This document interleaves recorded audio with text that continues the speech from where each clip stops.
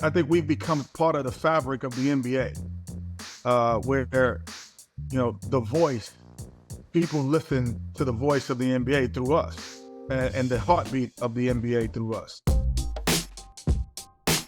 Obviously, you got all the TV contract negotiations between the NBA and TNT kind of hanging overhead, and I just wonder from your perspective, especially on the tail end of last season, how was it kind of navigating that for you personally while all that was going on and still working on the show in the middle of an NBA season? What was that like?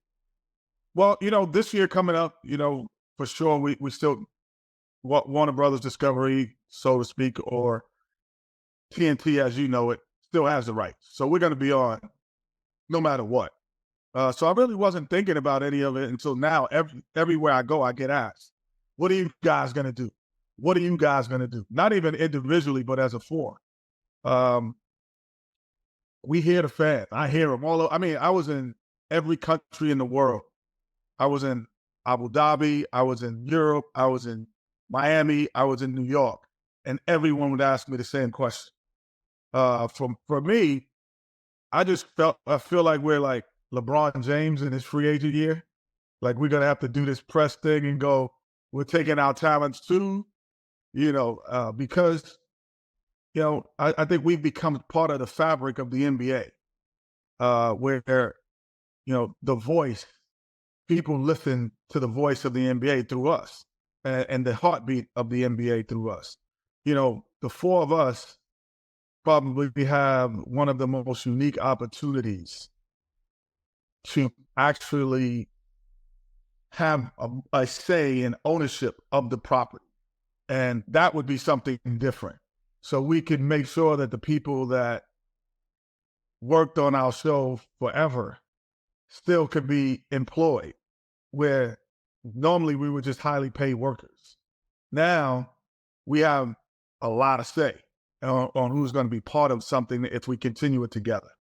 I wanted to ask you a bit about Chuck. Obviously, he had announced his retirement previously, and now it's kind of backing off of that. And I read some comments from you saying that, it didn't really seem like he kind of believed the initial announcement because he never called you, never contacted you about it. I was just wondering where you kind of stood on that. And did you ever really believe that was going to be a thing? Well, I always tell Charles, we talk about this for years. This is not like a new conversation. And I go, Charles, we only work 1 day a week. We are retired. No, that's what retired people do. They work 1 day. We just really well paid for that 1 day. We only work 1 month a year, really. Like, if you really look at it, we work the playoffs. That's when we really work every day. But you're retired, Chuck. So I never really took a lot of cadence in it. Obviously, he has his, emotional feelings of what's going on at the moment. But I just always feel that he understands the value of what he brings and what we bring, not only to basketball, but to pop culture and the culture in general. His voice is we're the only show that started talking about social injustice. We're the only basketball show that started talking about, pop culture. We're the only basketball show that talked about fashion. We were part of that. So to give up that voice when people need to hear it, I would have thought would be a disservice. So again, for us, it's making sure there are many companies now that are really interested in making us have some ownership in the property.